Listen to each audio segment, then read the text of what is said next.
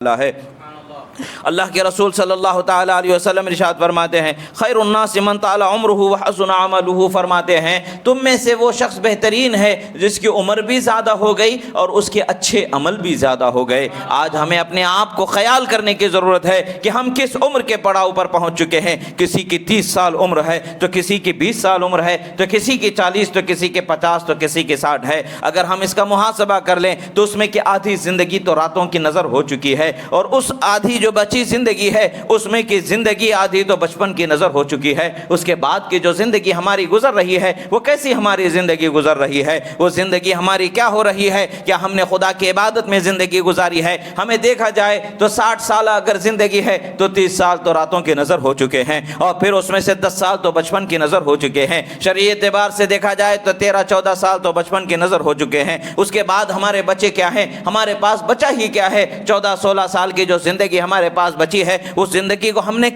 کس قدر اللہ تبارک و تعالیٰ کی بارگاہ میں ہم نے کامیاب بنایا ہے؟ کیا ہمارے عمل اس لائق ہیں کہ ہم قیامت کے دن رب تعالیٰ کی بارگاہ میں امید کریں کہ اللہ تعالیٰ ہمیں بخش دے اور مہربانی فرما دے؟ یہ ہمارے محاسبے کی ضرورت ہے۔ اللہ کے رسول صلی اللہ علیہ وسلم اسی چیز کی طرف توجہ دلاتے ہوئے ارشاد فرماتے ہیں کہ اللہ کے رسول صلی اللہ علیہ وسلم فرماتے ہیں کہ تم میں سے اچھا شخص وہ ہے جس کی عمر بھی زیادہ ہو گئی، نیک عمل بھی زیادہ ہو گئے۔ تو ہمیں اپنے عمل کی طرف توجہ کرنی چاہیے کہ ہمارے عمل کیا ہیں، ہم نے نیکی کی طرف کس قدر اپنے آپ کو پابند بنا کر کے رکھا ہے، ہم نے کس طریقے سے اپنی زندگی کو گزارا ہے۔ یہ ہمارا محاسبہ کرنے کا وقت ہے۔ حضرت عمر فاروق رضی اللہ تعالیٰ عنہ ارشاد فرماتے ہیں کہ حاسبوا قبل ان تحاسبوا، فرماتے ہیں اپنا محاسبہ قیامت کے دن اپنا حساب دینے سے پہلے ہی کر لو، اپنا حساب لگا لو قیامت کے دن حساب دینے سے پہلے ہی، تاکہ تم اپنی اصلاح کر سکو۔ آج اصلاح کی گنجائش ہے، آج ہمیں بدلنے کا وقت ہے، آج ہمارے پاس سامنے کچھ وقت میسر ہے، مگر کل موت کا کھٹکا آ جائے گا۔ جب موت کا ہمارے دروازے سے ہمارے پاس پہنچ جائے گی، اس دروازے سے گزر کر کے ہمیں دنیا کو چھوڑ کر کے چلے جانا ہوگا۔ نہ اس وقت پر سدھرنے کا کوئی موقع ہوگا، نہ اس وقت پر کوئی اصلاح کا موقع ہوگا، صرف سوائے افسوس کے کچھ ہمارے ہاتھ نہیں ہوگا۔ ایسے ہی رسول اللہ صلی اللہ تعالیٰ علیہ وسلم ارشاد فرماتے ہیں خیر الناس انفعهم للناس، فرماتے ہیں تم میں سے بہترین شخص وہ ہے جو لوگوں کو سب سے زیادہ نفع جس کی ذات سے پہنچنے والا ہے۔ آج ہمارا حال کیا ہے؟ ہم دوسروں کو فائدہ پہنچانے کی بات تو دور ہے، ہم دوسروں کو سب سے زیادہ نقصان پہنچانے والے انسان بن چکے ہیں۔ ہم دوسروں کی برائی کر کے دوسروں کو نقصان پہنچاتے ہیں، دوسروں کے عیبوں کو لوگوں کے سامنے اچھال کر کے نقصان پہنچاتے ہیں۔ حالانکہ اگر کسی مومن سے کوئی غفلت سے کوئی گناہ کوئی غلط سرزد ہو جائے تو اسے اچھال کر کے لوگوں کے سامنے عام نہیں کیا جانا چاہیے، بلکہ اسے خاموشی کے ساتھ اس کو دبا دینا چاہیے تاکہ اس کی عزت اور اس کی رسوائی لوگوں کے سامنے عام نہ ہو سکے، اسے توبہ کا اور سدھرنے کا موقع مل جائے۔ مگر افسوس کی بات ہے کہ اگر کوئی بات اڑتی سڑتی بھی ہم تک کہ کوئی بات پہنچ جاتی ہے،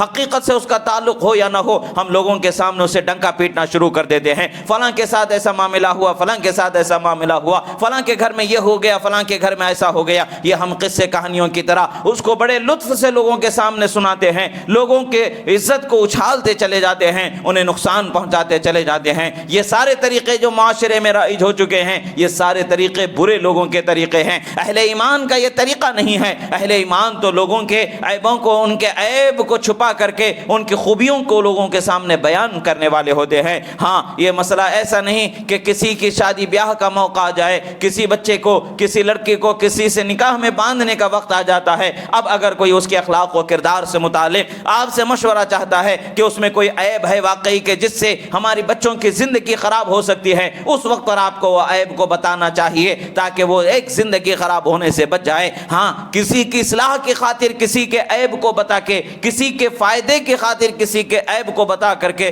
کسی کے نقصان سے بچنے کی خاطر کسی کے عیب کو بتا کر کے نقصان سے بچایا جانا ایک الگ چیز ہو جاتی ہے، بلکہ یہ چیز تو بہتر طریقوں میں سے ہے۔ ہاں، ایک طریقہ جو ہمارا بن چکا ہے کہ ہمیں اس سے فائدہ نقصان کا کوئی مسئلہ ہی نہیں ہوتا ہے، وہ اپنے گھر میں زندگی گزار رہا ہوتا ہے، ہم اپنے گھر میں زندگی گزار رہے ہوتے ہیں، وہ اپنے عمل سے زندگی گزار رہا ہوتا ہے، ہم اپنے عمل پر زندگی گزار رہے ہوتے ہیں، مگر ان کے عمل سے، ان کے معاملات سے کوئی کوتاہی سرزد ہو جاتی ہے، ہم لوگوں میں عام کرنے کی کوشش کرتے ہیں، لوگوں میں بیان کرنے کی کوشش کرتے ہیں۔ یہ وہ چیزیں ہیں جو برے چیزیں ہیں جس سے ہمیں بچنے کی ضرورت ہے۔